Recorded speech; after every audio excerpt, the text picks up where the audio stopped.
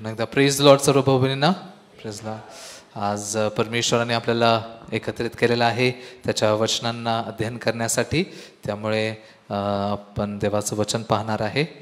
आज आपण बायबलमधून इब्री लोकासपत्र त्याचा 4था अध्याय उघडणार आहे। इब्री लोकासपत्र त्याचा 4था अध्याय।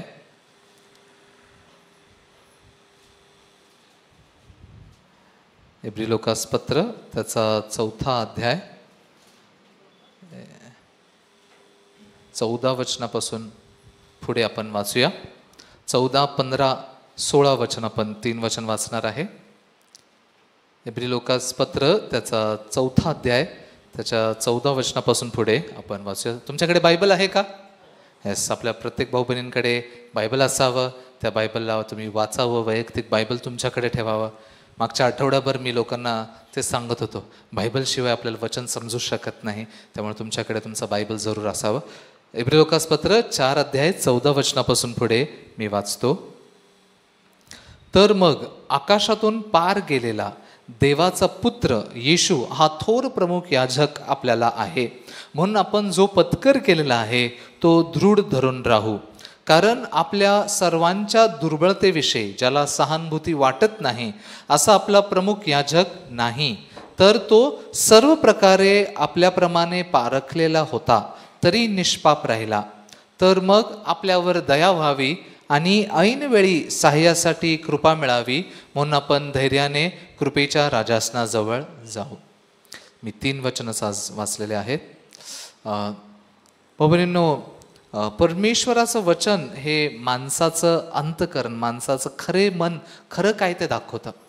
खरं तर आपण देवासमोर जर उभा राहून स्वतःला बघणार तर आपण देवासमोर उभं राहण्याचे योग्य आहोत का?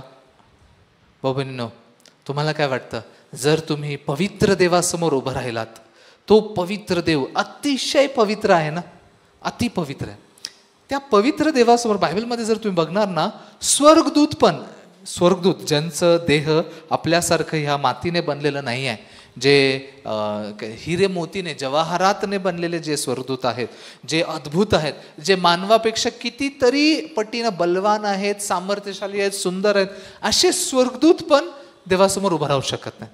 देवासमोर उभं राहत असताना यशाच्या पुस्तकातलं काही वर्णन तुम्ही बघू शकता की त्यांचे 6 पंख असतात। एका पंखाने डोळे झाकलेले असतात, एका पंखाने पाय झाकलेले असतात आणि दोन पंखाने ते उडत असतात। असे 6 पंख त्यांचे असतात। हे देवदूत पण स्वतःला झाकून देवासमोर पवित्र पवित्र पवित्र असं म्हणत चाललेलं असतं। का? कारण की देव एवढा पवित्र आहे, इतकं पवित्र परमेश्वर आहे की त्या पवित्र परमेश्वरासमोर कोणी उभं राहू शकतच नाही, कोणी त्याच्यासमोर टिकाव धरू शकत नाही, बरोबर ना? भाऊ-बहिणींनो, आज मला थोडंसं तुम्हाला विचार करायला लावायचा आहे। तुम्ही जर त्या पवित्र देवासमोर आज उभं राहिलात तर काय होईल? कसं वाटेल तुम्हाला? आपलं स्वभाव कसा आहे, आपलं मन कसं आहे? आज पहिल्यांदा रविवारची सभा मी उशिरा सुरू केली। आज 10 वाजून 10 मिनिटांनी रविवारची सभा सुरू केली। का माहिती आहे का? आपल्या भाऊ-बहिणींना उशिरा यायला आवडतं। आपल्या भाऊ कोणी वेळेवर येत नाहीत।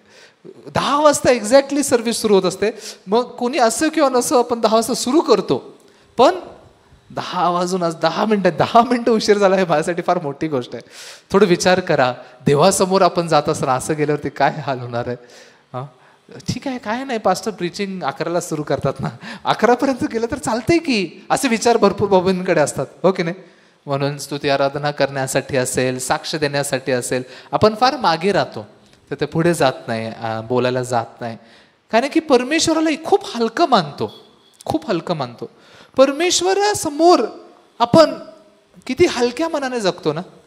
जर असं आपण देवासमोर आता उभं केलं गेलं आपल्याला, तर काय हाल होईल आपलं? परमेश्वर काय म्हणेल? सनातन, तू किती उत्तम आहेस, असं म्हणेल का? बायबलमध्ये यशाच्या पुस्तकात जर तुम्ही बघणार ना, यशया संदेष्टाला देवासमोर उभं राहायला लागलं, त्याला एक दृष्टांत झाला। त्या दृष्टांतामध्ये तो देवासमोर उभं राहिलेला आहे।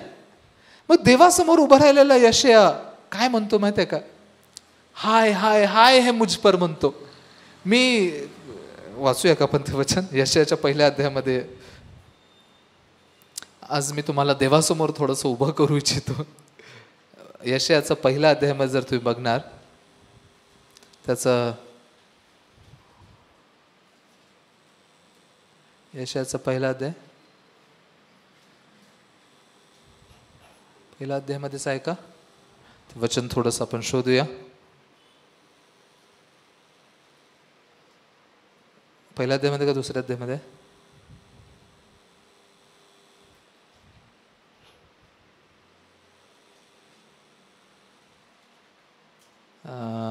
तुम्हाला सापडलं का ते वचन? पाचव्या अध्यायामध्ये.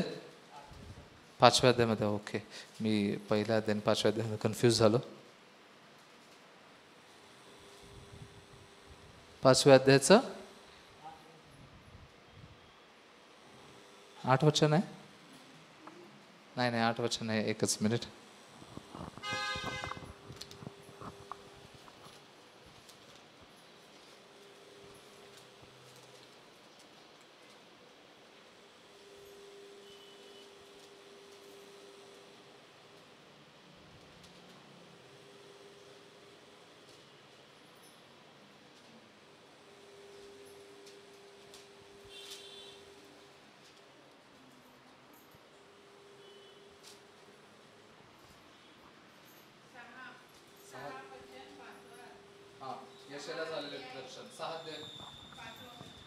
सहा अध्यायामध्ये आहे बघा.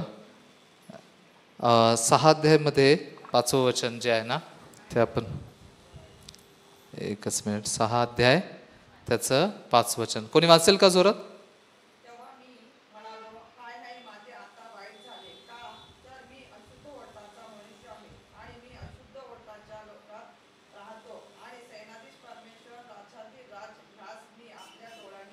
बघा, थोडंसं पहिल्यापासून जर आपण वाचणार ना, 6 वचनाच्या पहिल्या वचनापासून आपण थोडंसं 6 अध्यायाचं पहिलं वचन वाचूया. उज्जिया राजा मरण पावला त्या वर्षी प्रभूला उच्चस्थळी असलेल्या उच्च सिंहासनावर बसलेले मी पाहिले. त्याच्या जगाच्या सोग्यांनी मंदिर व्यापून गेले होते. त्याच्या भोवतीला सराफीम उभे होते. त्या प्रत्येकाला 6 पंख होते. दोन्हींनी तो आपले तोंड झाकी, दोन्हींनी आपले पाय झाकी व दोन्हींनी उडे. ते आळीपाळीने उच्च स्वराने म्हणत, पवित्र पवित्र पवित्र सेनाधीश परमेश्वर, अखिल पृथ्वीची समृद्धी त्याचे वैभव आहे. घोषणा करणाऱ्याच्या ह्या वाणीने उंबरटे हलले व मंदिर धुराने भरले. तेव्हा मी म्हणालो, हाय हाय, माझे आता वाईट झाले, कारण मी अशुद्ध ओठांचा मनुष्य आहे आणि अशुद्ध ओठांच्या लोकात राहतो आणि सेनाधीश परमेश्वर राजाधिराज याला मी आपल्या डोळ्यांनी पाहिले. जेव्हा यशया दृष्टांतामध्ये देवासमोर उभा राहतोय, तो घाबरलाय. तो अतिशय घाबरलाय. हाय हाय म्हणतोय. काय एवढा घाबरलाय माहित आहे का? कारण की तो स्वतःला ओळखतो. कसा आहे? मी म्हणतो अशुद्ध ओठांचा मनुष्य आहे. मी अशुद्ध ओठांचा मनुष्य आहे. ह्या पवित्र देवासमोर उभं राहण्याच्या योग्यतेचा नाहीये, लायकीचा नाहीये. मी जर या पवित्र देवासमोर उभं राहिलो तर माझं मी हाय हाय म्हणजे आता माझं वाईट होणं, मी मरणार, आता काय मी जिवंत राहत नाही. बाबांनो, परमेश्वर इतका पवित्र आहे की त्या पवित्र परमेश्वरासमोर कुणालाही असंच उभं राहता येत नाही. हो की नाही? पवित्र परमेश्वरासमोर कुणालाही असंच जाता येत नाही. जर त्या पवित्र परमेश्वरासमोर मनुष्य जाती उभी राहिली, ह्या पापमय देहामध्ये उभे राहिले तर भस्म होऊन जाते. तुम्ही सूर्य बघता ना, सूर्य किती हे असतं ना, ब्राईट आहे, ब्राईट. आता बघा की बाहेर किती चांगला उजेड पडलेला आहे. सूर्य पृथ्वीपासून कितीतरी लाखो किलोमीटर दूर आहे. हो की नाही? सूर्याचा प्रकाश पृथ्वीपर्यंत यायला किती वेळ लागतो माहिती आहे का? जवळपास 8.5 मिनिटं लागतात. 8 ते 8.5 मिनिटं लागतात. 8.5 मिनिटं लागतात प्रकाशाला. जगातील सगळ्यात वेगवान पदार्थ प्रकाश आहे. लाईट आहे. लाईट सगळ्यात फास्ट जाते. लाईट आवाजापेक्षा लाईट फास्ट जाते. म्हणून विजा कडकल्यावरती पहिलं वीज दिसते आणि मग त्याचं कडकडाहट आपल्याला ऐकायला येतं ना, गडगडाहट ऐकायला येतं. लाईट सगळ्यात फास्ट आहे. त्या फास्ट असलेल्या लाईटला सूर्यापासून पृथ्वीपर्यंत यायला 8.5 मिनिटं लागतात. म्हणजे विचार करा किती लांब आहे ना सूर्य. खूप लांब आहे. पण तुम्ही बाहेर जाऊन जर सूर्याकडे बघायला गेला, तुम्ही पाहू शकता का एकटक लावून? नाही, एवढा लांब असणारा सूर्य पण एवढा प्रकाशित आहे की ह्या पृथ्वीवरती उभं राहून मी त्याला व्यवस्थित बघू शकत नाही. मग विचार करा, तुम्हाला सूर्यावरती टाकलं तर, सूर्यावरती उभं केलं तर उभं राहू शकता का? अजिबात नाही, भस्म होऊन जातं. कधी कधी असं वाटतं ना, जसं चंद्रावरती माणूस गेला तसं सूर्यावर गेलं तर कसं राहील? सूर्यावर जाता येईल का? नाही जाता येत. एवढा गरम आहे तो, एवढं त्याच्यामध्ये उष्णता आहे. त्याच्या जवळ जाण्याच्या आधीच आपण भस्म होऊन जाऊ. मग हे सूर्याची उष्णता, ह्या सूर्याचं जे काही प्रकाश आहे किंवा उष्णता आहे, हे देवाच्या पवित्रतेला दाखवतं, देवाच्या पवित्रतेला वर्णन करून दाखवतं. जसं सूर्याच्या जवळ कुणाला उभं राहता येत नाही, देव तेवढा अतिशय पवित्र परमेश्वर आहे. मग त्या पवित्र परमेश्वरासमोर कसं उभं राहणार आपण? कसं जाणार आपण? त्याच्या सहभागितेमध्ये कसं राहणार आपण? हो की नाही? आपण आज जसं सर्व्हिसला आलो तसं आलो तर परमेश्वरासमोर काय म्हणेल परमेश्वर? ठीक आहे, आलास करून भस्म होऊन जा. खरोखर त्या परमेश्वरासमोर उभं राहण्याच्या योग्यतेचे कोणी नाहीये. यशया संदेष्टा पण म्हणतोय, हाय हाय माझं आता वाईट झालंय, मी अशुद्ध ओठांचा माणूस आहे, मी अशुद्ध ओठांच्या लोकांमध्ये राहतोय, अशुद्ध मनुष्य आहे, मी ह्या पवित्र देवासमोर उभं राहिलो, आता माझं काय होणार? आता माझं काय होणार? पण भाऊ बहिणींनो, आपण देवाला तसं जाणत नाही, तसं ओळखत नाही. लोक देवाला फार हलकं मानतात. कोणी बघितलंय देवाला? कोणी काय केलं? देवाविरुद्ध अपशब्द वापरतात. हो की नाही?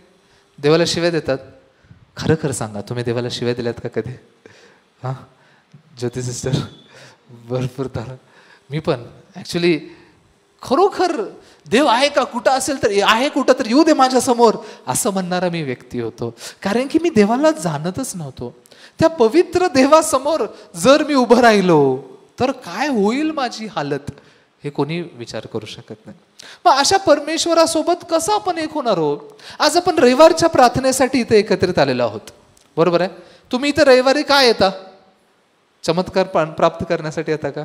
नाही. मग कशासाठी येता? तुम्हाला आशीर्वाद मिळावा म्हणून येता का?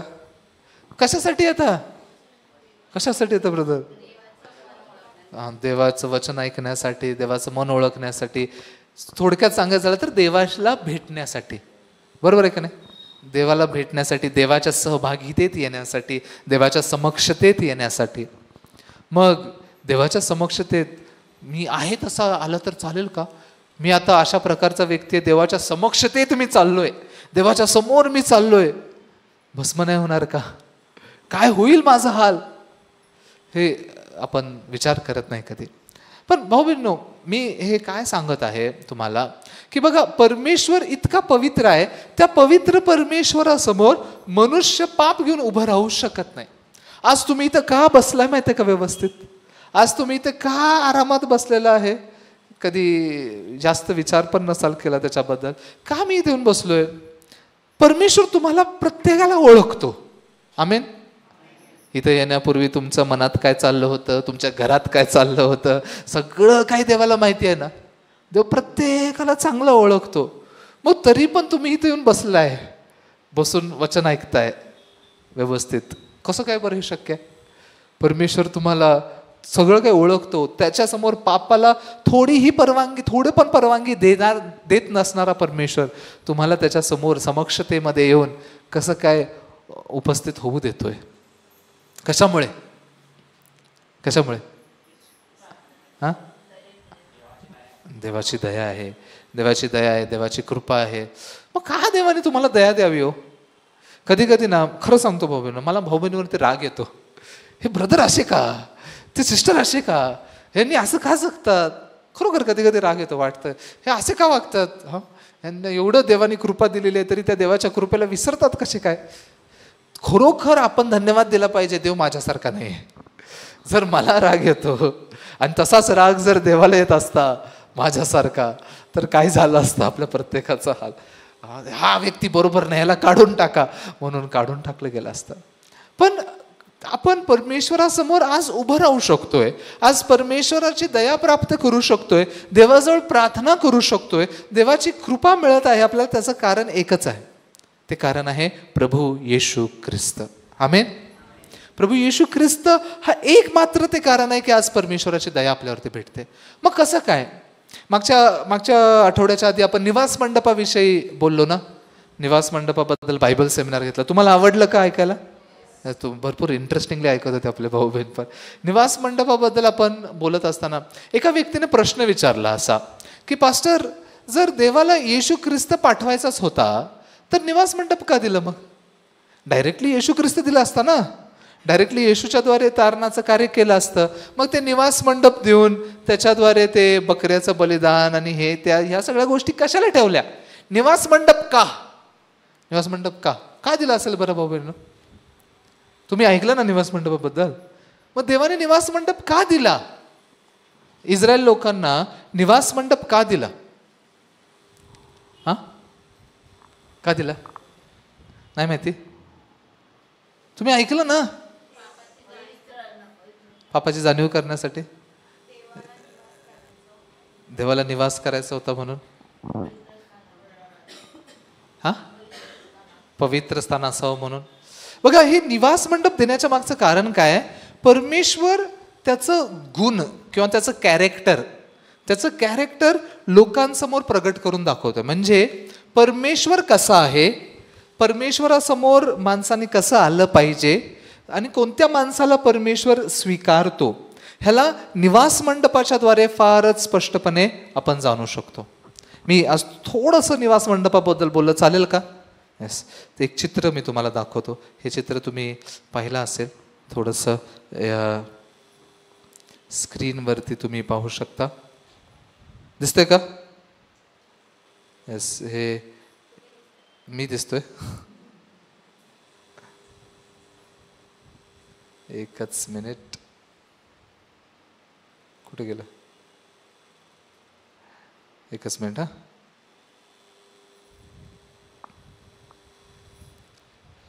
ओके, आता दिसतंय का? नाही दिसतंय ना? दिसतंय. ओके. हे आहे निवास मंडप. बरोबर. निवास मंडपाच्या द्वारे परमेश्वर दाखवतोय की कसं माणसाने परमेश्वरासमोर उभं राहायला पाहिजे. ह्या निवास मंडपाचे काही भाग आपण पाहिले, काही गोष्टी आपण पाहिलेल्या आहेत. ह्या निवास मंडपाचे भाग तुम्हाला समजलं का? इथे समोर ते लाल आणि निळ्या रंगाचं दिसतंय का? हे दिसतंय का? हे काय आहे? हे फाटक आहे, प्रवेशद्वार आहे. फाटक, गेट आहे, गेट. हे लाल आणि जांभळ्या रंगाचं आणि पांढऱ्या रंगाच्या धाग्याने बनवलेलं असं हे मोठं फाटक आहे. आणि हे काय? हे असे कंपाऊंड म्हणतात त्याला काय? कातलेल्या तलम वस्त्राचं कुंपण म्हणू शकता किंवा कनात म्हणतात. कनात म्हणजे पडदा जो आहे ना, कनात, हे त्याचं बाउंड्री आहे. मग ह्याच्या बाहेर पाप चालतंय, पण ह्याच्या आतमध्ये पाप जाऊ शकत नाही, प्रवेश करू शकत नाही. म्हणून सगळ्यात पहिलं निवास मंडपात प्रवेश केल्यानंतर काय दिसतं आपल्याला? होमविधी सगळ्यात पहिलं आहे. का? परमेश्वराच्या समोर जात असताना पाप घेऊन जाऊ शकत नाही, म्हणून सगळ्यात पहिलं होमवेदीवरती पापांचं क्षमा होणं, पापांसाठी अर्पण होणं गरजेचं होतं. समजतंय का? म्हणून पहिलं इथं बलिदान होतंय. जे काय असेल, रक्त सांडून, रक्त ओतल्याशिवाय पाप क्षमा होत नाही. आणि पापाचं वेतन मरण आहे. मग ते हित दिल्याशिवाय पुढे जाता येत नाही. मग कोणीही व्यक्ती येऊन त्याचं पाप कसं त्याच्या डोक्यावर, मेंढराच्या किंवा कोणत्या जनावराच्या डोक्यावरती लादून त्याला मारलं जातं, त्याच्या रक्ताने इथे क्षमा केली जाते. त्याच्यानंतर गंगाळ आहे ना, इथे याजक लोक त्यांचं हात पाय जे अर्पण करताना रक्ताने माखलेले असतात त्याला धुण्यासाठी हे गंगाळ आहे. आणि त्याच्यानंतर इथे हे जे तंबू सारखं दिसतंय, तंबू, हे मेन निवास मंडप आहे. ह्याला दर्शन मंडप पण म्हणतात. इथं महत्वाच्या गोष्टी आहेत. बघा, इथून थोडंसं पुढं अजून एका चित्रात मी तुम्हाला दाखवतो.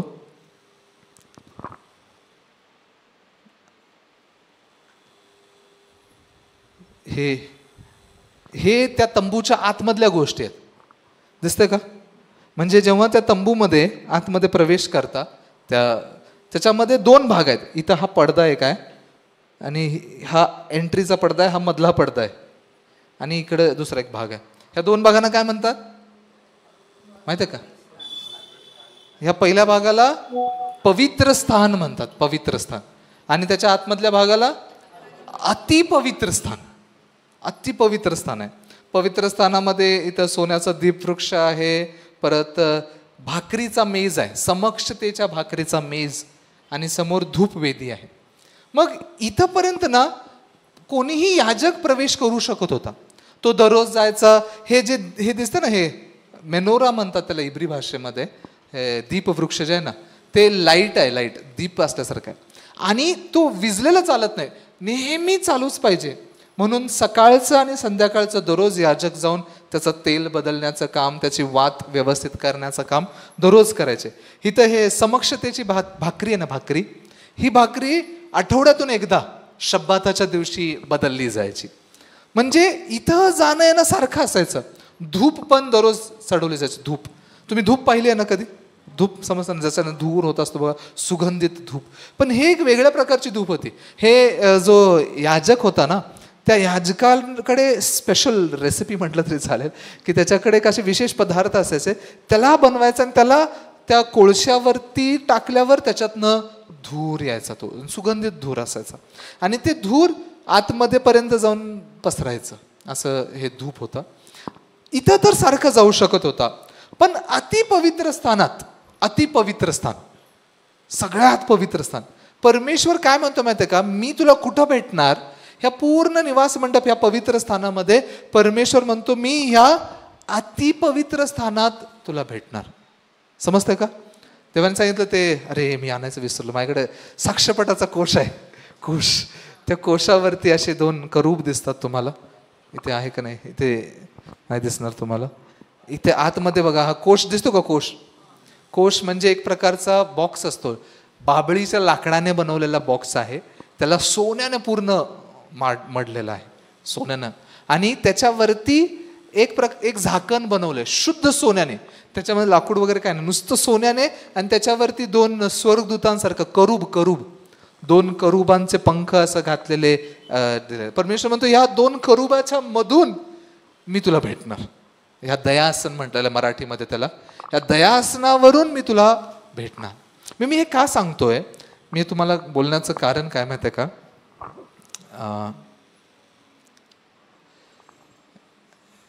एकच मिनिट.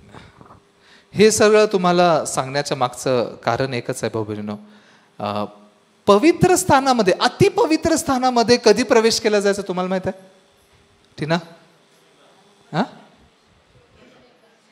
हा, वर्षातून एकदाच. इथं जाणं अतिशय कठीण आहे. इथं कोणीही असं जाऊ शकत नाही.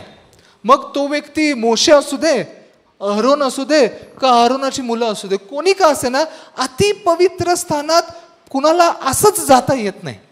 म्हणून वर्षातून 1 दिवस ठरलेला असायचा. त्या दिवसाला प्रायश्चिताचा दिवस म्हटला जायचा. प्रायश्चिताचा दिवस, योम किपूर म्हणतात त्याला हिब्रू भाषेमध्ये. तो दिवस म्हणजे आपल्या कॅलेंडर प्रमाणे 7व्या महिन्याच्या 10व्या दिवशी. इस्रायल लोकांच्या कॅलेंडर प्रमाणे त्यांचा न्यू इयर असतो, न्यू इयर. त्या न्यू इयरच्या यहुदी लोकांचा जो नवीन वर्ष आहे, त्या नवीन वर्षाच्या नंतर 10व्या दिवशी, त्या 10व्या दिवशी प्रायश्चिताचा दिवस केला जातो. हे का झालं असं, ह्याला आपण बायबलमधून थोडंसं उघडून बघूया आणि त्याच्याबद्दल वाचूया. जर तुम्ही लेवीय पुस्तक उघडणार, लेवीय त्याचा 16 अध्याय, लेवीय 16 अध्याय त्याच्या 1ल्या वचनापासून थोडंसं वाचूया.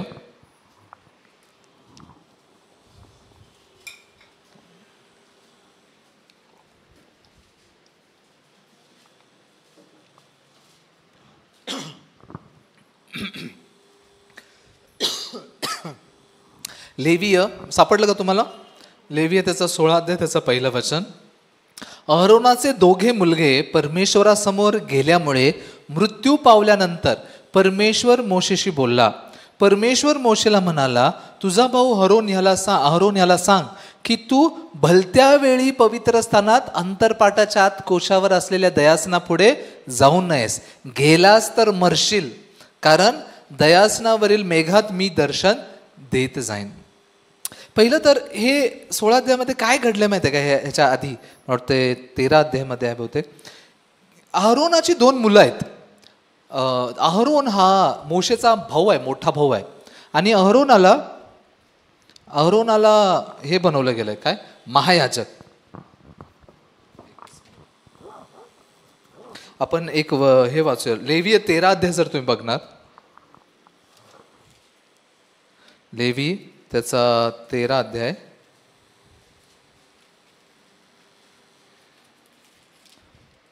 अध्यायाचा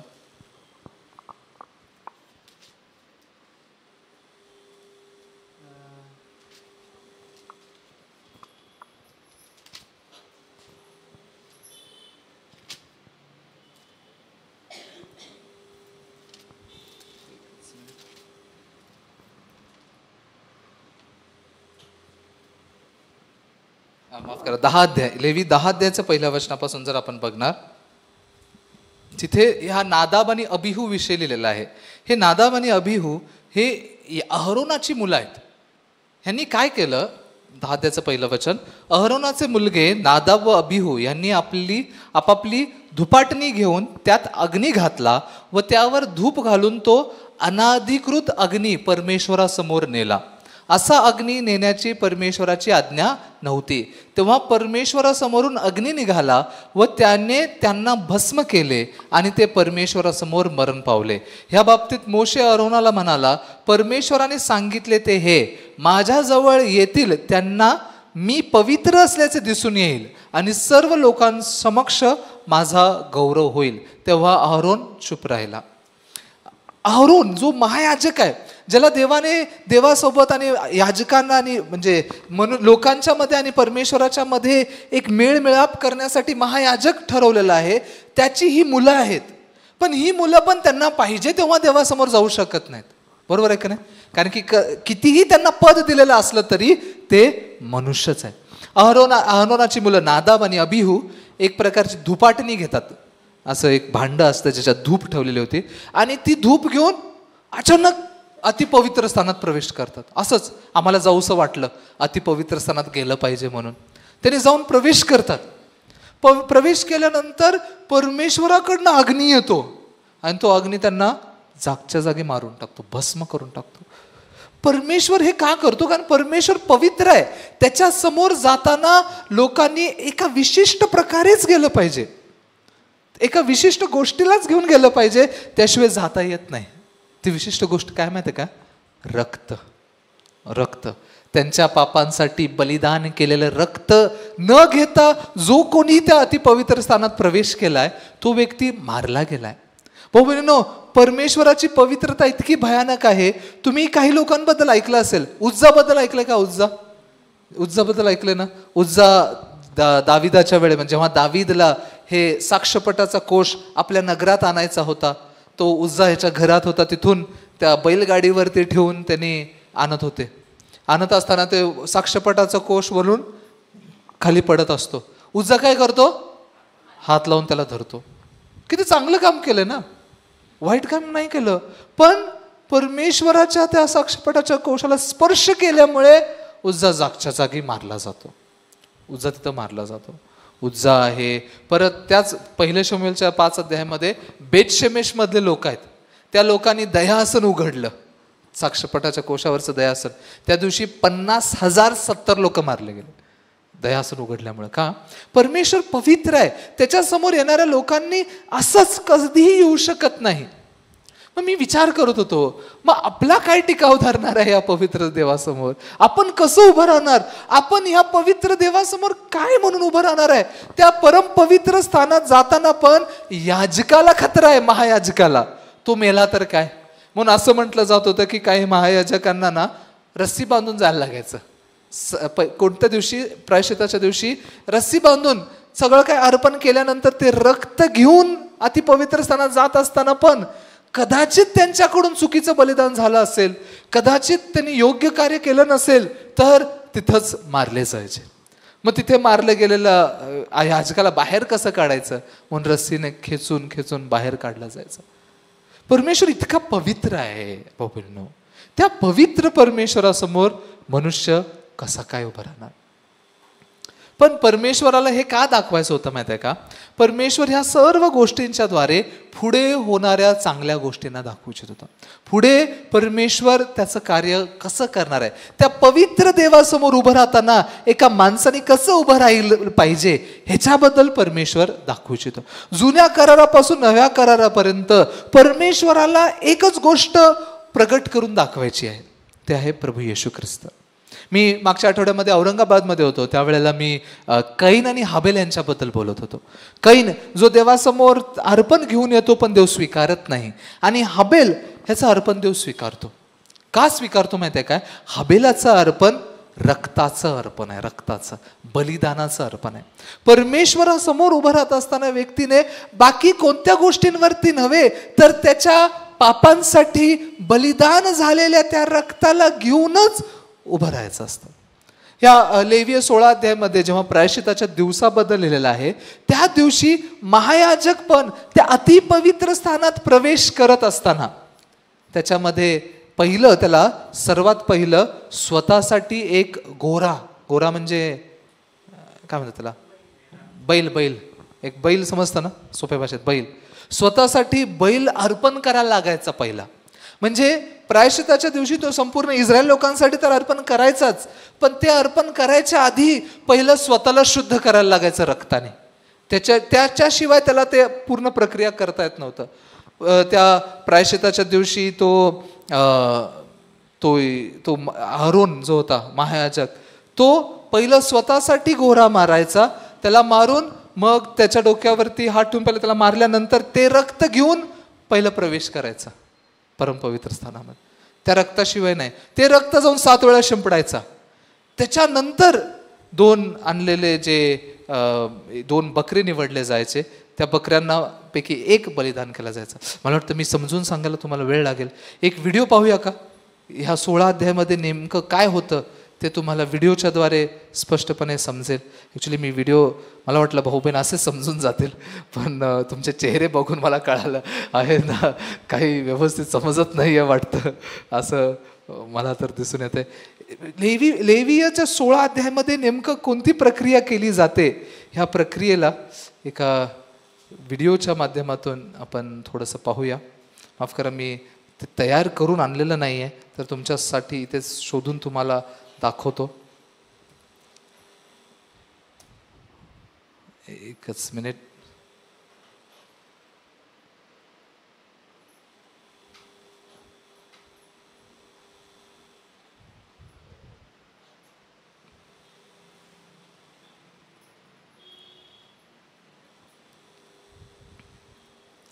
जर मी तयार करून आणलं असतं तर इझिली दाखवता आलं असतं मला.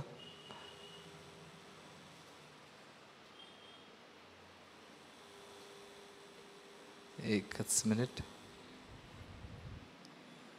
मला खरोखर हवं आहे आपल्या भाऊ बहिणींना बायबलचं ज्ञान व्यवस्थित असावं, बायबलला स्पष्टपणे समजणारे बनावे.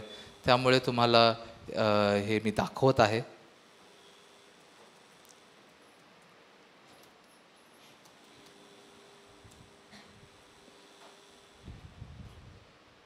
एकच मिनिट.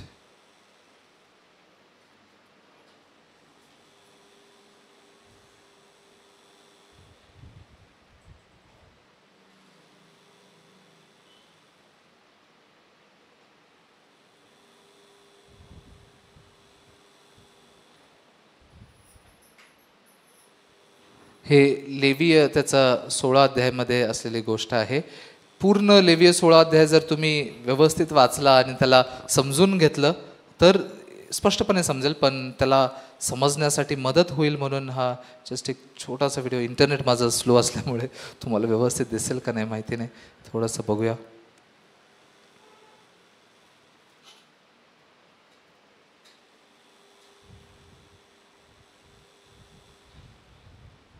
एकच मिनिट.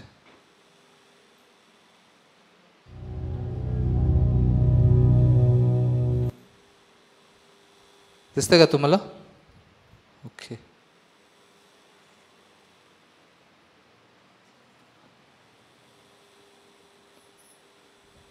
आपल्या बाकीच्या भाऊ पण दिसेल. एक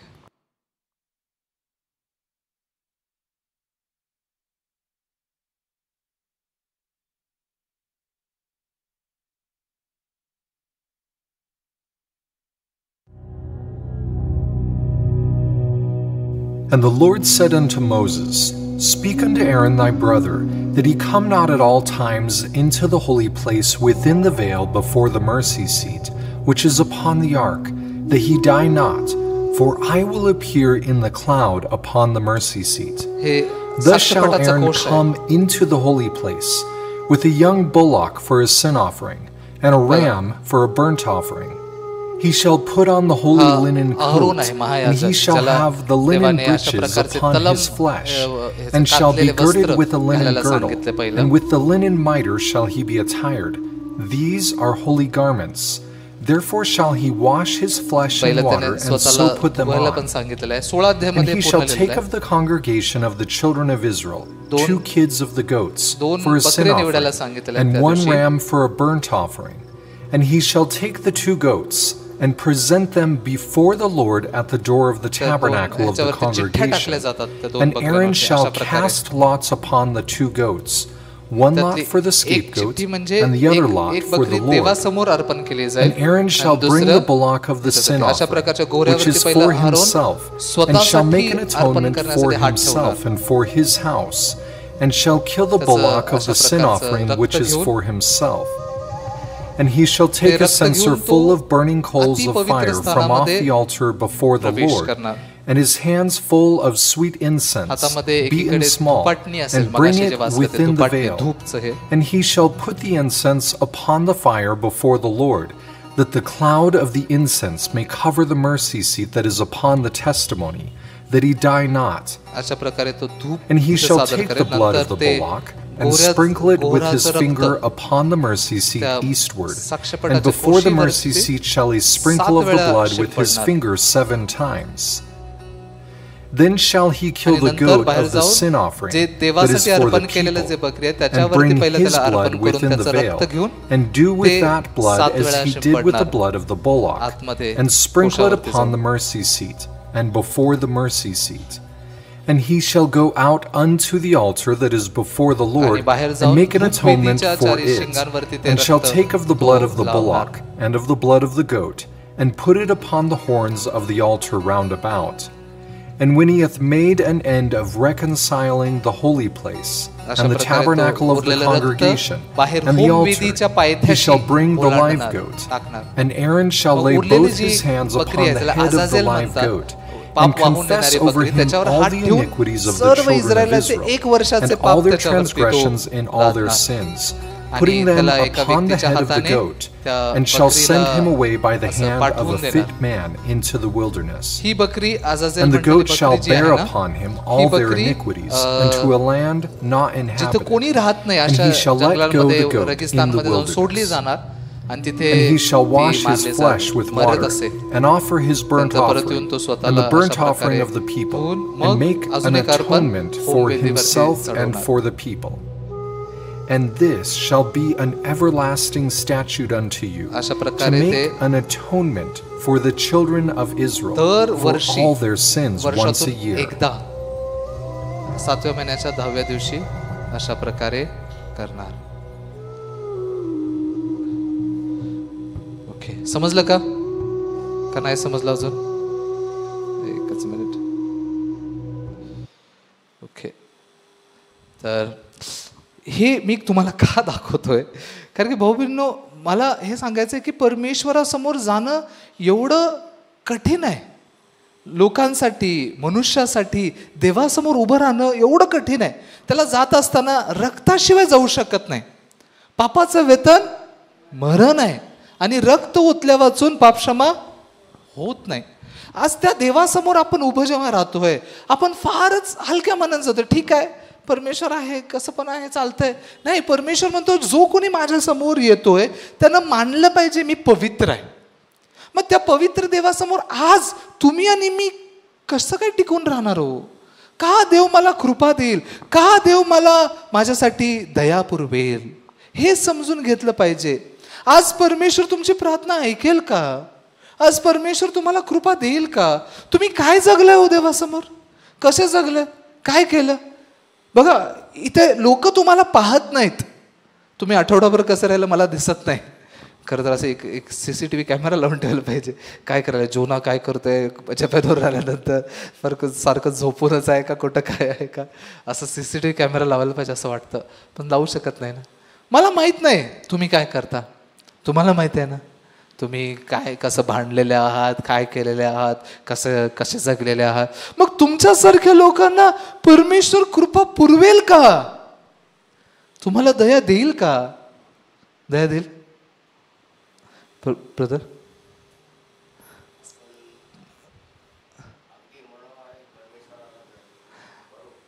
जर आपण अगदी मनोभावी रीतीने परमेश्वरासमोर जाऊ तर देव स्वीकार करेल का? देवाने येशू ख्रिस्तानी स्वतः काय म्हटलं माहिती आहे का? या आपण मत्तेचा 5 अध्याय थोडंसं उघडून वाचूया. माझ्यासोबत तुम्ही थोडा वेळ राहावा, मी तुम्हाला देवाचं वचन काही उघडून दाखवेल. हरवू नका इथून कुठे, तुमच्या मनाला इकडे तिकडे भटकू देऊ नका. मत्तेचा 5 अध्याय जर तुम्ही वाचा, 5 अध्यायाचं 48 वचन, त्यात काय लिहिलंय? 5 अध्यायाचं 48 वचनात लिहिलेलं आहे 48 मध्ये, ह्यास्तव जसा तुमचा स्वर्गीय पिता पूर्ण आहे तसे तुम्ही पूर्ण व्हा. देवासमोर जात असताना जसं स्वर्गीय पिता पूर्ण आहे तसं पूर्ण असणं गरजेचं आहे. आमेन. जुन्या करारापासून परमेश्वराने म्हटलं जसं मी पवित्र आहे तसे तुम्ही काय व्हा, पवित्र व्हा. जसं मी पवित्र आहे तसं तुम्ही पवित्र व्हा. मग कसं तुम्ही देवासारखे पवित्र होणार हो सनातन ब्रदर? कसं होणार? काय करायला पाहिजे आता?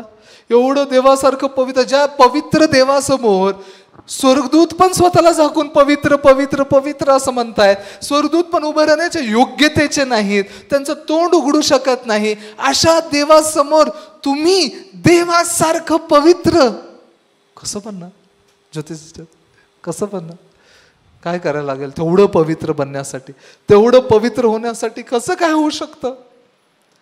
कसं होणार चंद्रकांत ब्रदर? देवासारखं पवित्र कसं काय होणार? येशू आहे. खरोखर येशूने तुम्हाला देवासारखं पवित्र केलं. देव पवित्र आहे. भाऊ बहिणींनो, पवित्र ह्या शब्दाचं महत्व विसरू नका. पवित्र, अतिशय पवित्र, ज्याच्यामध्ये पापाचं डाग किंवा धब्बा पण नाही, ज्याच्या समोर पाप अलाउड पण नाही, येऊ पण शकत नाही, उभं राहू शकत नाही, हे पवित्र आहे. ह्याला पवित्रता म्हणतात. मग देव म्हणतो जसा मी पवित्र आहे तसं तुम्ही पवित्र व्हा. मग मनुष्य त्या परमेश्वर पित्यासारखं परिपूर्ण आणि पवित्र कसं काय बने? कसं काय बने? ह्याच्यासाठीच आपण येशू ख्रिस्तावर विश्वास करतो. भाऊ काय जाणलं पाहिजे माहिती आहे का? येशूने फक्त मला दया दिली, कृपा दिली एवढंच जाणू नका. येशूने नेमकं माझ्यासाठी काय केलंय, येशूने नेमकं काय केलंय? ह्या मगाच्या व्हिडिओमध्ये तुम्ही पाहिलं जसं महायाजक त्या अतिपवित्र स्थानात प्रवेश करताना तुम्हाला दिसतो ना. महायाजक तो प्रवेश करतो, त्याला पण वर्षातून एकदा प्रवेश करायला लागतं. तो इस्रायल लोकांसाठी क्षमा मागतोय देवाकडे, देवा ह्यांना क्षमा कर. तो मध्यस्थी करत आहे इस्रायल लोकांसाठी देवासमोर. पण येशू ख्रिस्तानी अद्भुत असं अजून एक काम केलेलं आहे बघा. येशू ख्रिस्ताला अनेकदा आपण अर्पिलेला कोकरा म्हणतो ना.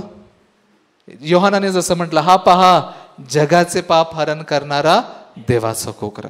येस, येशू ख्रिस्त अर्पिलेला कोकरा आहे, ज्यानं आपल्यासाठी आपले पाप स्वदेही घेऊन वधस्तंभावर मारला गेला. पण भाऊ बहिण, येशू फक्त कोकरा नाहीये. येशूनं अजून एक मोठं कार्य केलेलं आहे. येशू कोण आहे माहित आहे? महायाजक आहे. महायाजक आहे. मगाशी मी जे चित्र तुम्हाला दाखवत होतो त्या चित्रामधलं पुढचं चित्र तेच आहे. जुन्या करारातला याजक आणि नवीन करारातला याजक वेगळा आहे. देवाने महायाजकच बदलला. नवीन करार आणि जुना करार. जुन्या करारामध्ये मनुष्य करता होता, पण नवीन करारामध्ये परमेश्वराने स्वतः कार्य पूर्ण करून स्वतः येशू ख्रिस्ताला महायाजक ठरवलेला आहे. समजतंय का? म्हणून या चित्रामध्ये तुम्हाला जुन्या करारातला महायाजक आणि नवीन करारातला महायाजक मधला फरक दिसून येतो. काही वचनात लिहिलेले आहे इब्री 5 मध्ये, इब्री 7 मध्ये. ऍक्च्युली इब्री लोकास पत्रावरती ना जितकं आपण अध्ययन करू तेवढं कमी आहे. त्याच्यामध्ये काय दाखवलेलं आहे, कसं येशू ख्रिस्त हा अद्भुत आणि खरा असा महायाजक झाला, जो ह्या पृथ्वीवरच्या निवास मंडपात नव्हे तर कुठे, स्वर्गातल्या निवास मंडपामध्ये प्रवेश केला, ज्याने स्वर्गाच्या निवास मंडपामध्ये प्रवेश करून स्वर्गामध्ये प्रवेश केलेला आहे. आज मी आपल्या भाऊ बहिणींना काय सांगू इच्छितो, भाऊ बहिणींनो, आपल्याकडे पृथ्वीवरचा सारखा महायाजक नाही आहे, जो महायाजक देवासमोर जाण्यासाठी घाबरतोय, देवासमोर जाण्यासाठी भीतोय, त्याच्याकडे काही ताकद नाहीये, देव मला मारून टाकेल का काय, पवित्रता तेवढी नाहीये, असा आपला महायाजक नाही आहे. आपला महायाजक कसा आहे? आपला महायाजक पवित्र येशू ख्रिस्त आहे, जो स्वतः आपल्या पापांसाठी मारला गेला. एवढंच नव्हे तर स्वतः आपलं त्याचं स्वतःचं रक्त घेऊन स्वर्गाच्या पवित्र स्थानामध्ये त्यानं प्रवेश केलेला आहे. आमेन. जसं आपण बायबलमध्ये एक वचन वाचूया, इब्री लोकास पत्र त्याचा 9 अध्यायामध्ये ह्याला फार स्पष्टपणे सांगितलेलं आहे. इब्री लोकास पत्र त्याचा 9 अध्याय, 9 अध्यायामध्ये याजक आणि खरा महायाजक आणि जुन्या करारातील महायाजक यांचा फरक सांगितलाय. 11 वचन जर आपण बघणार, इब्री लोकास पत्र 9 अध्याय 11 वचन. कोणी वाचेल का आपल्यापैकी जोरात?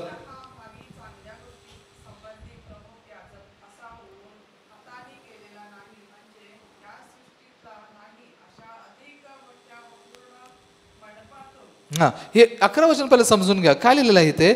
ख्रिस्त हा पुढे होणाऱ्या चांगल्या गोष्टी संबंधीचा प्रमुख याजक होऊन आला.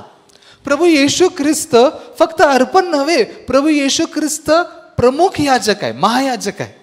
आणि काय केलं त्यानं? तो कुठे प्रवेश करतोय? जो हाताने केलेला नाही, म्हणजे ह्या सृष्टीतील नाही, अशा अधिक श्रेष्ठ व पूर्ण मंडपातून. मग अशी आपण जे निवास मंडपाचं चित्र पाहिलं, ते निवास मंडप कुठं बांधलं गेलं होतं? पृथ्वीवर. पण ते निवास मंडप कुठलं निवास मंडप बघून बांधलं गेलं होतं? स्वर्गातलं. जेव्हा मोशे सिने डोंगरावरती देवाकडून 10 आज्ञा मिळवतोय, त्यावेळेला पहिल्यांदा जेव्हा 40 दिवस 40 रात्र मोशे सिने डोंगरावरती असतो, त्यावेळेला परमेश्वर त्याला स्वर्गाचं निवास मंडप दाखवतो आणि ते बघून मोशे पृथ्वीवर ते बांधतो. पण येशू ख्रिस्त पृथ्वीवरच्या निवास मंडपात प्रवेश केला का? कुठल्या निवास मंडपात प्रवेश केला? स्वर्गीय, जे हातांनी बांधलेलं नाही, हातांनी केलेलं नाही, म्हणजे ह्या सृष्टीतलं नाही, असं अधिक श्रेष्ठ व पूर्ण मंडपातून. 12 वचन.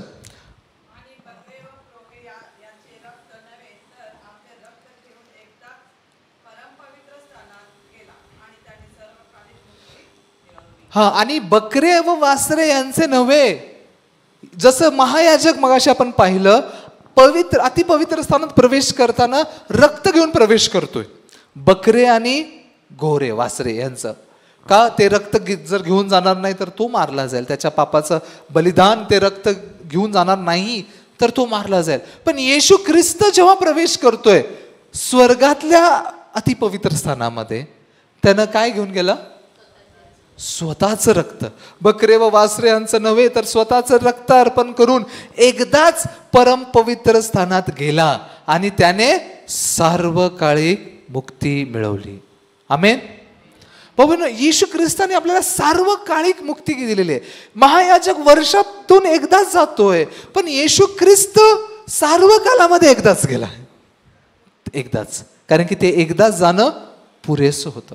त्याच्या एकदाच गेल्याने, त्याच्या एकदाच त्या रक्ताला त्या पवित्र स्थानामध्ये, अतिपवित्र स्थानामध्ये शिंपडल्याने काय झालेलं माहिती आहे का? मुक्ती मिळालेली आहे. किती काळाची? सार्वकालिक मुक्ती त्याने मिळवली. येशू ख्रिस्ताला जेव्हा वधस्तंभावरती खेळलं गेलं, भाऊ बहिणींनो, यरुशलेमेमध्ये ती टेकडी, काय नाव त्याचं? गुलगुथा टेकडी. गुलगुथा म्हणजे खोपडी सारखे दिसणारी. गुलगुथा टेकडीवरती मारलं गेलं. तुम्ही ईस्टर कंटाटा बघितला असेल ना? ईस्टर कंटाटामध्ये येशू ख्रिस्त वधस्तंभावरती मेल्यानंतर काय होतं? भूकंप येतो, जोरात भूकंप येतो. मला भीती वाटायची त्या भूकंपाची, कारण की सिस्टर लोक सगळे इकडे तिकडे पडायचे, कोणाला काय लागते का काय असं भीती वाटायची. तो भूकंप स्टेजवरचा असा वाटत होता, खरा भूकंप. दुपारच्या ऐन दुपारी पूर्ण अंधार झाला आणि त्या अंधारामध्ये भूकंप झाला. त्या भूकंपामध्ये अजून एक गोष्ट घडली, तुम्हाला माहिती आहे का? येस, पडदा फाटला. कुठला पडदा फाटला? मंदिराचा पडदा. हा पडदा नाही, हा पडदा नाही, तर मंदिराचा पडदा. जसं निवास मंडपामध्ये पडदा होता ना, जो पवित्र स्थानाने अतिपवित्र स्थानाला वेगळा करायचा.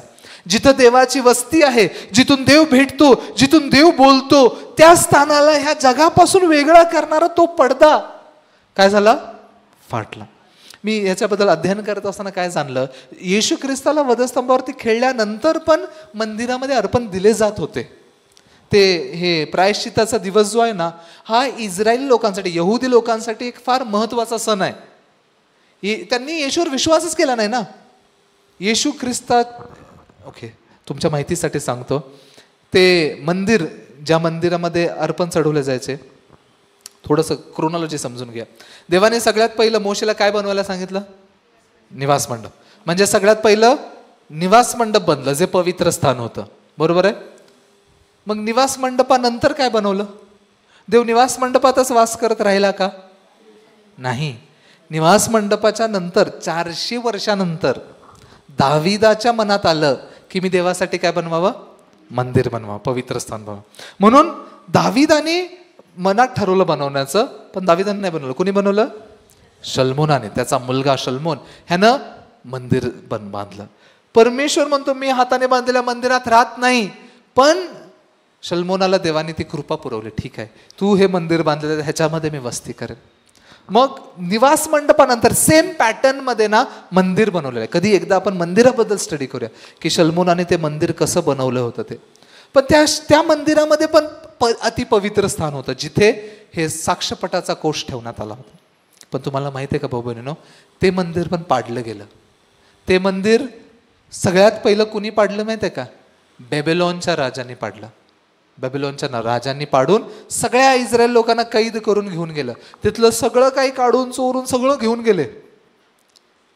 आणि दुसऱ्यांदा परत ते मंदिर बांधलं गेलं. तुम्ही जर एझरा, नेहेमिया ह्या पुस्तकांना वाचाल, दुसऱ्यांदा जेव्हा सायरस जो पर्शियाचा राजा होता, त्या राजाने आज्ञा दिली की जावा देवाचं मंदिर बांधा म्हणून.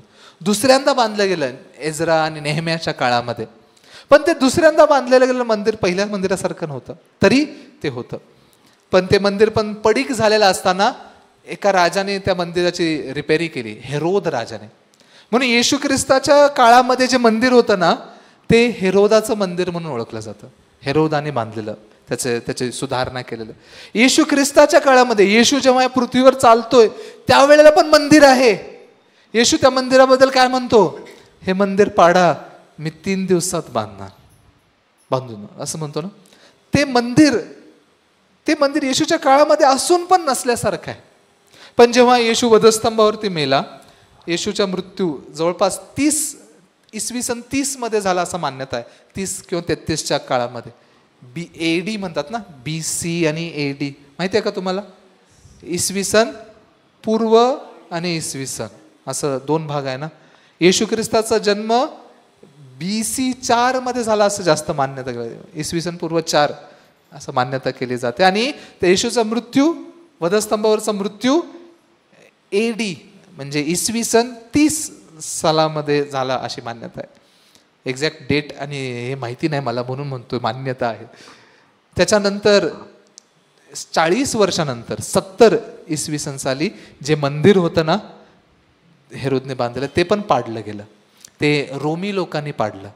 आता त्याची फक्त एकच भिंत उरलेली आहे.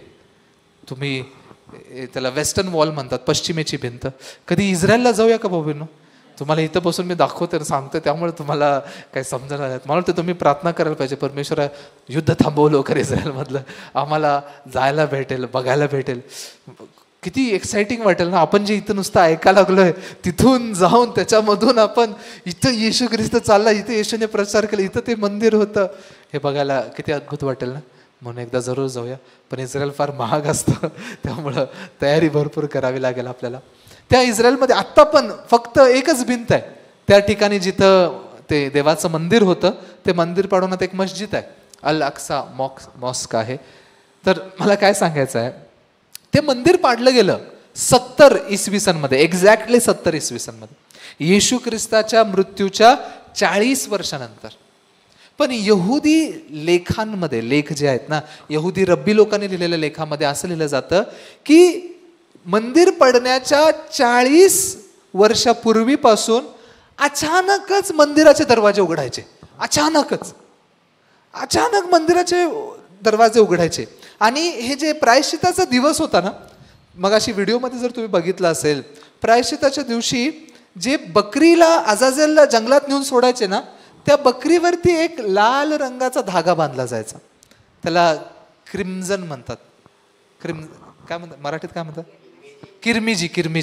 किरमिजी रंगाचा, म्हणजे एकदम लाल असा असतो, किरमिजी रंगाचा. तो धागा त्या बकरीच्या डोक्यावरती शिंगांमध्ये बांधला जायचा आणि तसाच धागा मंदिराच्या दरवाज्यावरती लावला जायचा. आणि ह्या बकरीला घेऊन जाऊन जेव्हा ती बकरी सोडली जायची रानामध्ये आणि ती बकरी जेव्हा मरून जायची, त्यावेळेला हा किरमिजी धागा जो त्या मंदिराच्या दरवाज्यावरती एक लावलेला असायचा किरमिजी धागा, तो किरमिजी धाग्याचा रंग बदलून पांढरा व्हायचा. यशाच्या पहिल्या अध्यायामध्ये म्हटलेलं ना, पहिल्या अध्याय 18 वचन, की तुमचे पाप किरमिजी सारखे लाल असले तरी ते वूल सारखे, कशात, लोकरासारखे सफेद होतील. हे ह्याचं कारण आहे.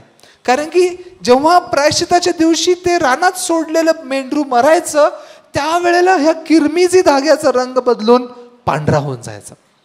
पण ते मंदिर पडण्याच्या 40 वर्षापूर्वीपासून ते रंग बदलायचं थांबून गेलं. ते रंगच बदलत नव्हता, तो लालच राहत होता. का माहिती आहे का? मंदिर पडण्याच्या 40 वर्षापूर्वी काय घडलं माहिती आहे? येशू ख्रिस्ताचा वधस्तंभावरचा मृत्यू. येशू ख्रिस्ताचा वधस्तंभावरचा मृत्यू, त्याच्याने ते सर्व अर्पणाचं विधी देवाने बंद करून टाकलं, मंदिर पण पाडून टाकलं. आज पण इस्रायल लोक फार, तिथे इस्रायलमध्ये युद्ध का चालतं माहिती आहे का? एवढं हे मंदिर बांधायचं आहे त्यांना, त्यामुळे 3रं मंदिर आहे, 3रं मंदिर. आणि असं म्हटलं जातं, जेव्हा 3रं मंदिर बांधलं जाईल त्यावेळेला येशू ख्रिस्ताचं पुन्हा एकदा येणं त्याचं पूर्ण होईल. 3रं मंदिर बांधण्यासाठी एक इस्रायलमध्ये टेम्पल कमिटी म्हणून आहे, त्यांनी तयारी सगळं काय करून ठेवलेली आहे. सगळं बांधण्याचं जे सामग्री आहे ना, ती सामग्री तयार आहे. फक्त कसं युद्ध करून, भांडणं करून, सगळं पाडून आम्ही कसं बांधू शकतो याच्यासाठी वाट पाहत आहेत. म्हणून भाऊ बहिणींनो, वेळ नाही आपल्याकडे जास्त. सुवार्थ प्रचार करण्याची ही संधी आहे. मला काय सांगायचं आहे, येशू ख्रिस्ताने जे बलिदान दिलं ते जगातल्या मंदिरामध्ये नव्हे, पृथ्वीवरच्या मंदिरामध्ये नव्हे, स्वर्गाच्या मंदिरात दिलं. आमेन. आणि त्याने सार्वकाळची मुक्ती केली. मग त्यानं आपल्यासाठी काय केलेलं आहे? येशू ख्रिस्ताच्या बलिदानाने तुम्हाला आणि मला काय मिळालेलं आहे माहिती आहे का भाऊ बहिणींनो? जे अधिकार महायाजकाकडे पण नव्हता जुन्या करारातला, जो महायाजक वर्षातून एकदाच देवासमोर उभं राहू शकायचा, त्याच्यापेक्षा अद्भुत असा अधिकार तुम्हाला आणि मला देण्यात आला. आमेन. भाऊ बहिणींनो, एक इंटरेस्टिंग गोष्ट सांगतो तुम्हाला. येशू ख्रिस्त वधस्तंभावरती खिळला गेला. गुड फ्रायडे आपण म्हणतो ना, गुड फ्रायडेच्या दिवशी. आणि पुनरुत्थित कधी झाला? 3ऱ्या दिवशी, ईस्टरच्या दिवशी, बरोबर. ईस्टर संडे साजरा करतो. येशू ख्रिस्त स्वर्गारोहण कधी केलं येशूने माहिती आहे का? किती दिवसांनी? 40 दिवसांनी. 40 दिवसानंतर येशू ख्रिस्त 40 दिवसांपर्यंत आपल्या शिष्यांना भेटला, सर्वांशी भेट घेऊन बोलला, सगळं काय झालं. आणि 40 दिवसानंतर स्वर्गारोहण झालं. आणि पवित्र आत्मा कधी आला? 50व्या दिवशी, पेंटेकॉस्ट जो दिवस, तो एक यहुदी सण आहे, पेंटेकॉस्टचा सण. त्या दिवशी पवित्र आत्मा आला. येशू ख्रिस्ताने त्याच्या शिष्यांना काय सांगितलं होतं माहिती आहे का? की पवित्र आत्मा, मी सांगितलेल्या कैवारी येऊस तोपर्यंत काहीच करू नका. त्यांना कुठं जायला नाही सांगितलं, काही करायला नाही सांगितलं. 50व्या दिवशी, पेंटेकॉस्टच्याच दिवशी का पवित्र आत्मा आला? त्याच दिवशी का आला असेल? बघा ना, वधस्तंभावर येशू ख्रिस्त तर 50 दिवसापूर्वी मारला गेलेला आहे. पण त्याच्यानंतर पेंटेकॉस्टच्या दिवशीच पवित्र आत्मा कसं काय उतरला मानव जातीवरती? कसं काय माहिती आहे का? असं आपण मानू शकतो. हे माझं इंटरप्रिटेशन मी तुम्हाला सांगतोय, म्हणजे माझा अर्थ, याचा मी काय घेतो ते तुम्हाला सांगतोय. 40व्या दिवशी स्वर्गारोहण केल्यानंतर येशू त्याचं स्वतःचं रक्त घेऊन जेव्हा परमपवित्र स्थानामध्ये प्रवेश करतो, जसं याजक ते रक्त शिंपडतो ना, ते शिंपडल्यानंतर काय होतं? पापक्षमा होते ना, पूर्ण इस्रायल लोकांची पापक्षमा व्हायची. तसं येशू ख्रिस्तानी स्वर्गाच्या पवित्र स्थानात माझं रक्त शिंपडल्यानंतर मनुष्य त्यावेळेला पवित्र आत्मा प्राप्त करण्याच्या योग्यतेचे झाले. समजतं का? त्यावेळेला पवित्र केले गेले म्हणून त्या 50व्या दिवशी पेंटेकॉस्टच्या दिवशी पवित्र आत्मा मनुष्याला देण्यात आला. भाऊ बहिणींनो, ज्या व्यक्तीने पापांची क्षमा प्राप्त केलेली आहे त्या व्यक्तीला पवित्र आत्मा देण्यात आलेला आहे. आमेन. तुम्हाला पापांची क्षमा मिळालेली आहे का? येशू ख्रिस्ताने जेव्हा सार्वकालिक मुक्ती दिली तेव्हा तुम्हाला सार्वकालिक मुक्ती दिली का? तुमच्यामध्ये पवित्र आत्मा दिला का? हे पवित्र आत्मा काय माहितीये काय? पवित्र आत्मा मिळवणं याजकपद आहे. याजकपद म्हणजे फक्त महायाजक जसं जुन्या करारातलं होतं तसंच नाही, देवाने तुमच्यासाठी पण मार्ग मोकळा केला. कुठं जाण्याचा? परमपवित्र स्थानामध्ये प्रवेश करण्याचा, देवा समक्ष येण्याचा, देवासमोर उभा राहण्याचा. आमेन. हे आपण पाहू शकतो इब्री लोकास 10 अध्यायामध्ये लिहिलेलं आहे बघा. इब्री लोकास पत्र त्याचा 10वा अध्याय त्याचं 15 वचनापासून वाचूया. इब्री लोकास पत्र 10 अध्याय त्याचं 15 वचन. इथे नवीन करार सांगितलेला आहे, नवीन करार बद्दल बोललेला आहे. पवित्र आत्माही आपल्याला साक्ष देतो, कारण हे म्हटल्यावर परमेश्वर म्हणतो, त्या दिवसानंतर जो करार मी त्यांच्या बरोबर करीन तो हा, मी आपले नियम त्यांच्या मनात घालीन व त्यांच्या हृदयपटावर लिहीन आणि त्यांची पापे व त्यांचे स्वैराचार मी यापुढे आठवणारच नाही. आमेन. परमेश्वराने तुमच्यासोबत नवा करार केलाय भाऊ बहिणींनो. तो नवा करार काय आहे? त्यांची पापे व त्यांचे स्वैराचार मी यापुढे आठवणारच नाही. एवढाच केला का? अजून काय केलं? त्या दिवसानंतर जो करार मी त्यांच्या बरोबर करीन तो हा, मी आपले नियम त्यांच्या मनात घालेन आणि ते त्यांच्या हृदयपटावर लिहीन. हे मनात घालणं, हृदयपटावरती लिहिणं काय माहिती आहे का? पवित्र आत्मा देणं. परमेश्वराने आपल्या मनामध्ये घातलेलं आहे. भरपूरदा काय होतात माहिती आहे का भाऊ बहीण, तुम्ही ना स्वतःला पाहून फसताय, स्वतःच्या देहाला पाहून फसताय. अरे मी असाच आहे, अरे मी तसाच आहे. अरे भाऊ बहिणींनो, जेव्हा देवाने नवीन करार केला, देवाने तुमच्या अंतःकरणात देवाचा नियम लिहिलेला आहे, देवाचं मन दिलेलं आहे. तुम्ही देवाची सेवा करण्यासाठी बनवलेले लोक आहेत. आमेन. तुम्ही खरं सांगा, तुम्हाला बायबल वाचायला आवडतं का नाही आवडत? नाही आवडत ना? आवडतं? नाही आवडत? आवडतं नाही. जर स्वतःकडे बघणार ना, हे आम्हाला काय बायबल वाचता येत नाही बाबा. पण बायबल काय सांगतात? येशू ख्रिस्ताने तुम्हाला कोणता आत्मा दिलाय? पवित्र आत्मा दिलाय. तो पवित्र आत्मा तुमच्या ठाई दिलेला गेलेला आहे. विश्वासाने मान्य करा. तुमच्या मनामध्ये देवाचा नियम आणि त्याचे काय, माझे नियम त्यांच्या मनात घालीन व त्यांच्या हृदयपटावर लिहीन. देवाने त्याचे नियम तुमच्या हृदयपटावर लिहिलेले आहेत. आमेन. माना किंवा नाही माना, हे झालेलं आहे. विश्वास केल्याने ते तुमचं होत आहे. मी असाच कसं काय, मी बदलतच नाही, माझ्यासारखा व्यक्ती असाच आहे, मी माझं मन असंच आहे, माझं तसंच आहे, असं म्हणत बसू नका. तुम्ही काय आहे माहिती आहे का? तुम्ही बदललेले आहात. आमेन. येशू ख्रिस्ताच्या वधस्तंभाच्या द्वारे नवा करार तुमच्या मनावर दिलेला गेलेला आहे. तुमच्या मनामध्ये देवाचा नियम लिहिण्यात आलेला आहे. आमेन. 18 वचनात म्हणून लिहिलेलं आहे, मग जेथे त्यांची क्षमा झाली तेथे पापाबद्दल अर्पण व्हायचे राहिले नाही. येशू ख्रिस्ताने क्षमा केली सर्व काळासाठी एकदाच. मग अजून पापांसाठी अर्पण काय उरलं का? काय उरलं का? अजून बकरे मारायचं उरलं का? सर्व एकदाच पूर्ण झालं. आज तुम्ही बकरे अर्पण करता का? पण तरी पण भरपूर काय काय अर्पण करतात. काही लोक त्यांचे अश्रू अर्पण करतात. मी जास्त रडलो तर देव माझी प्रार्थना ऐकेल, माझे पाप क्षमा करेल, असं वाटतं का नाही? काही काही लोक काय करतात माहिती का? स्वतःला फटके मारतात. मी पाप केलंय, मी पाप केलंय, मी कितीच वाईट काम केलंय. स्वतःला फटके मारल्याने पाप क्षमा होतील का? का पाप कागदावरती लिहून आगीत जाळल्याने पाप क्षमा होतील का? पाप क्षमा येशू ख्रिस्तानेच होते आणि ते झालेले आहे. मग जिथे त्यांची क्षमा झाली तेथे पापाबद्दल अर्पण व्हायचे राहिले नाही. आज तुमच्या अंतःकरणात ही खात्री असू दे, माझ्यासाठी अजून अर्पण व्हायचं राहिलेलं नाही आहे, पूर्ण झालेलं आहे. म्हणून देवाने काय केलं? 19 वचन, 19 आणि 20 वचन एकत्र आहे. भाऊ आज मला हे सांगायचंय तुम्हाला, 19 वचनात, म्हणून बंधुजन हो, त्याने पडद्यातून म्हणजे स्वदेहातून जो नवीन व जीवनयुक्त मार्ग आपल्यासाठी स्थापित केला आहे, त्या मार्गाने परम पवित्र स्थानात येशूच्या रक्ताद्वारे प्रवेश करण्याचे आपल्याला धैर्य आलेले आहे. आमेन. भाऊ, येशू ख्रिस्ताच्या मृत्यूनंतर पडदा फाटला ना, म्हणजे काय झालं? पवित्र स्थानात प्रवेश करण्याचा मार्ग उघडला. माझ्यासारखा व्यक्ती पण आता पवित्र स्थानात प्रवेश करू शकतो. कशाने? पडद्यातून म्हणजे स्वदेहातून, स्वतःच्या देहातून येशूने नवीन व जीवनयुक्त मार्ग स्थापित केलाय. आमेन. येशूने नवीन मार्ग स्थापित केलाय आणि त्या मार्गाने पवित्र स्थानात काय घेऊन जायचं आपल्याला? त्या पवित्र स्थानात काय घेऊन जायचंय? 19 आणि 20 वचनामध्ये काय लिहिलंय? काय घेऊन जाण्याचं धैर्य आलेलं आहे? त्या मार्गाने परम पवित्र स्थानात येशूच्या रक्ताद्वारे प्रवेश करण्याचे आपल्याला धैर्य आलेलं आहे.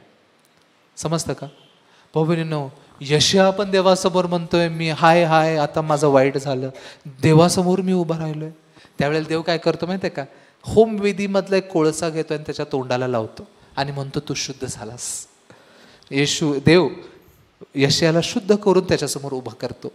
आज परमेश्वराने तुम्हाला प्रभू येशू ख्रिस्ताच्या रक्ताने शुद्ध केलेलं आहे. मग तुमच्याकडे काय असावं अशी माझी इच्छा आहे एक पास्टर म्हणून. तुमच्याकडे धैर्य असावं. काय असावं? धैर्य म्हणजे हिम्मत, निडरता, भीती नसावी. कुणासमोर उभं राहताना? परमेश्वरासमोर उभं राहता.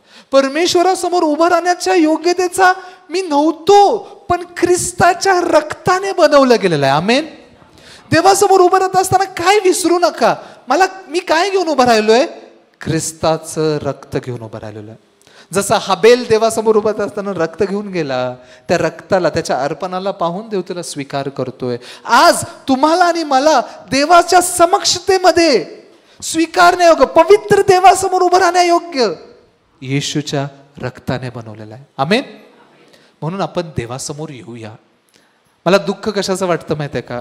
आपले भाऊ बहीण देवासमोर येत नाहीत. देवा पुढे या, देवाचं अंतःकरण जाणा. देवाने ख्रिस्ताला तुमच्यासाठी बलिदान केलंय. कशासाठी? कारण की देव तुमच्यासोबत एक होऊ इच्छितो. देवाला तुमच्याशी नातं बनवायचंय. तुम्ही देवासोबत नातं तोडता, तुम्ही देवापासून दूर जाता. जाऊ दे मी काय देवासोबत जगू शकत नाही. तुम्ही कसे का असे ना, आजपर्यंत तुम्ही कसे का जगले असे ना, आजपर्यंत तुमच्या जीवनात काही का घडलेलं असे ना, आज जर हे देवाचं अंतःकरण तुम्हाला समजतंय की परमेश्वरासमोर मी धैर्याने उभा राहू शकतो, येशूच्या रक्ताच्या द्वारे धैर्याने उभा राहू शकतो, तुमच्या मनात धाडस येईल, परमेश्वर मला कृपा देईल. आमेन. आज सुरुवातीला वाचलेलं काही वचनं आपण वाचूया, संपूया. इब्री लोकासपत्र मध्येच 4था अध्याय आपण वाचलं ना. इब्री लोकासपत्र 4था अध्याय त्याचं 14 वचनापासून. 14 वचन काय म्हणतं? तर मग आकाशातून पार गेलेला देवाचा पुत्र येशू हा थोर प्रमुख याजक आपल्याला आहे, म्हणून आपण जो पत्कर केलेला आहे तो दृढ धरून राहू. भाऊ बहिणींनो, आपला प्रमुख याजक कोण आहे? येशू ख्रिस्त. तो कसा आहे? आकाशातून पार गेलेला, स्वर्गावर होऊन झालेला, त्या स्वर्गातल्या परम पवित्र स्थानात प्रवेश केलेला येशू आहे. तो माझा प्रमुख याजक आहे. आणि त्याचं मन कसं आहे? 15 वचन. कारण आपल्या सर्वांच्या दुर्बळतेविषयी ज्याला सहानुभूती वाटत नाही असा आपला प्रमुख याजक नाही, तर तो सर्व प्रकारे आपल्याप्रमाणे पारखला होता तरी निष्पाप राहिला. म्हणजे प्रभू येशू ख्रिस्ताला तुमची सहानुभूती वाटते का नाही वाटत? प्रभू येशू ख्रिस्ताला तुमची दुर्बळता माहिती आहे का नाही माहिती आहे? तुमची दुर्बळता, तुमची कमजोरी, तुमची कमतरता, ज्याला बघून तुम्ही देवापासून दूर राहता, ज्याच्यामुळे तुम्ही देवा पुढे येत नाहीये, त्या दुर्बळतेविषयी येशू जाणत नाही का? परमेश्वरासमोर तुमची दुर्बळता घेऊन या. दुर्बळता फेकून, बदलून, सुधरून यायचं नाहीये. तुम्ही कसे का असे ना, इथे बसलेले प्रत्येक जण दुर्बळ आहे, होय ना? मी पास्टर आहे त्यामुळे मला एकेकांची दुर्बळता माहिती आहे. यांची अशी दुर्बळता आहे, त्यांची तशी दुर्बळता आहे, त्यांची तशी दुर्बळता आहे. आमच्या भाऊ बहिणींची दुर्बळता वेळेवरतीच येत नाहीत कधी. सर्व्हिसच्या वेळ, सगळ्या वेळे दुर्बळता खूप आहेत. मग ती दुर्बळता बघून कधी कधी राग येतो. असले कसले काय दुर्बळ? कधी कधी मला सहानुभूती वाटत नाही का? मी वेळेवरती येतो ना. मी वेळेवरती येतो, बाकीचे वेळेवरती येत नाही, मला सहानुभूती वाटत नाही. पण मी आज तिथं बसून येशूच्या मनाबद्दल विचार करत होतो. येशूचं मन कसं असेल? सहानुभूती वाटत असेल. आज नळाला पाणी आलं असेल, आज उशीर झाला असेल. भाऊ खरोखर आपण आपल्या वतीनं जर ख्रिस्ताच्या प्रेमाला भेटणार ना, सगळं काही सोडून ख्रिस्ताच्या सेवेकडे येण्याचं मन होईल. पण ख्रिस्ताचं प्रेम सोडून फक्त नियमाने जगण्याचा प्रयत्न करणार ना, अजिबात नाही जगू शकत. मला आज काय सांगायचंय, आपल्या सर्वांच्या दुर्बलतेविषयी ज्याला सहानुभूती वाटत नाही असं आपला प्रमुख याजक नाही. म्हणजे आपल्या प्रमुख याजकाला माझ्या दुर्बलतेविषयी सहानुभूती आहे. तो सर्व प्रकारे, का त्याला आहे माहिती आहे का सहानुभूती? कारण तो सर्व प्रकारे आपल्याप्रमाणे पारखलेला होता तरी निष्पाप राहिला. म्हणजे ज्या टेम्पटेशनमधून,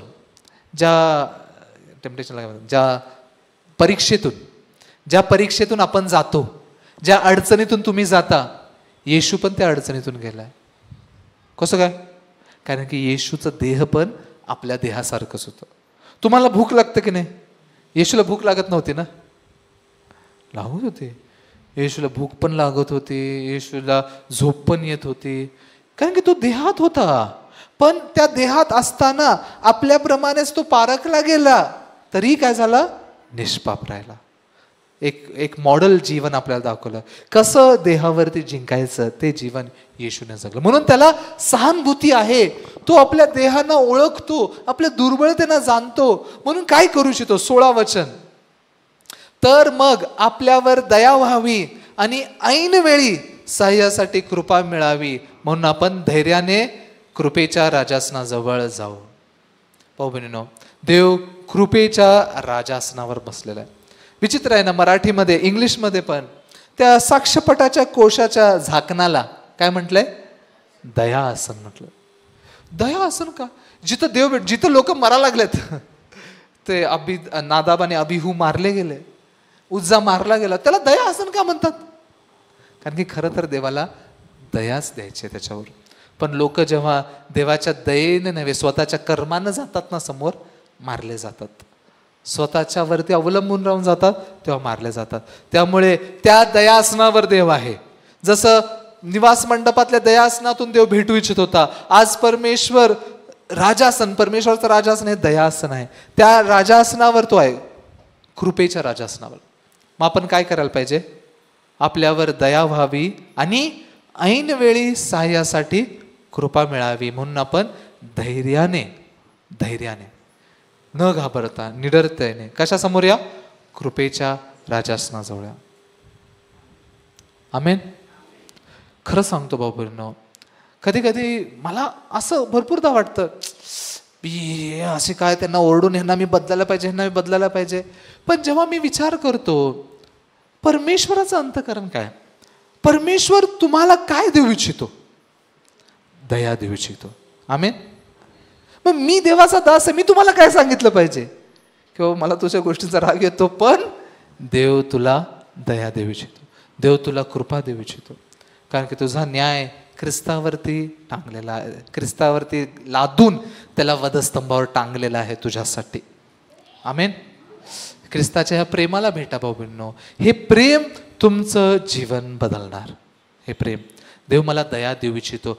स्वप्नात पण म्हणू नका देव मला दया देणार नाही, विचारात पण आणू नका देव मला कृपा देणार नाही. देव मला दया देऊ इच्छितो. म्हणून धैर्याने त्या कृपेच्या राजासनासमोर तुम्ही यावं. आमेन. ठीक आहे, आज आपण एवढंच बोलूया. आपण प्रार्थना करू आणि आजची सभा आपण संपूया. आपण प्रार्थना करूया. स्वर्गीय परमेश्वर पिता प्रभू, तुझ्याजवळ दयाने कृपा मागतो. आमचे भाऊ बहीण अनेक गोष्टींच्या द्वारे देवाच्या वचनांपासून दुरावलेले जातात प्रभू. सगळ्यात जास्त त्यांना दूर घेऊन जाणारी जर काही गोष्ट आहे तर ते त्यांचे विचार आहेत. स्वतःच्या विचारांवर भरोसा केल्या कारणाने देवावरती भरोसा करणं त्यांना कठीण वाटतं. प्रभू, तू म्हणतो जोपर्यंत दयेची वेळ आहे तोपर्यंत दया प्राप्त करा. प्रभू, ह्या जगामध्ये पण तू कृपेचा काळ ठेवलेला आहेस, असा काळ जिथे तू अनेकांना तुझ्या कृपेने तारण देऊ इच्छितोस. त्या काळामध्ये आमच्यासारख्या लोकांवरती कृपेने तारण प्राप्त करण्याची ही कृपा, ही दया तू आम्हाला दिलीस प्रभू. आमच्या भाऊ बहिणींना त्या देवाच्या दयेला समजू दे, देवाच्या प्रेमाला समजू दे व त्या दयेला विश्वास करून निडरतेने, धैर्याने देवाच्या राजासनासमोर आज उभं राहू दे. देव त्यांच्या सोबत आहे. देव त्यांना मदत करू इच्छितो. स्वतःमधून बाहेर येऊन देवाच्या अंतःकरणाला भेटू दे.